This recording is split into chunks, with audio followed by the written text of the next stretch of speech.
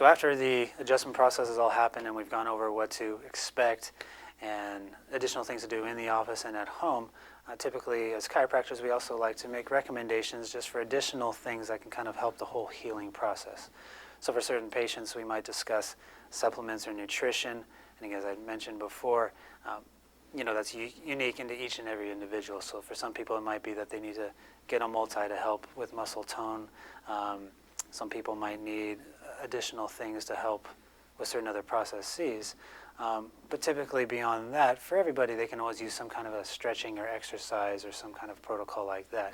And so for people that are dealing with a lot of neck and upper back or middle back tensions or stresses or pain, we'd like to make the recommendation that when they're in their daily routine, whether it's an office job or out on some location, whatever the case may be, that for their neck, basically the range of motions that we talked about before, they need to just periodically go through those things, and not to some arduous degree, but just to get that neck moving into all the different degrees so that it stays fluid and it stays loose. So basically it's as easy as just asking them to tuck their chin down, looking up towards the ceiling, going back to neutral and looking over each and every shoulder, and then bringing both ears, or one ear to each shoulder, respectively.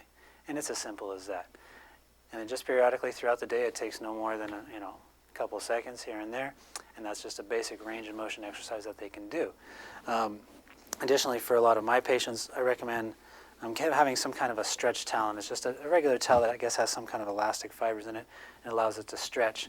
And so in this case, then after they've done that range of motion stuff, and if they're at home, and again, if they're not in some acute phase, if we're reconditioning the musculature to get the correction going, there's different stretches that they can do. So one simple one is actually they're going to go ahead and place the towel behind their head, holding the straps forward, and they're going to apply some resistance with their arms and use the head to press back. And that's good. They could do the same thing if they twisted it and go side to side the same way.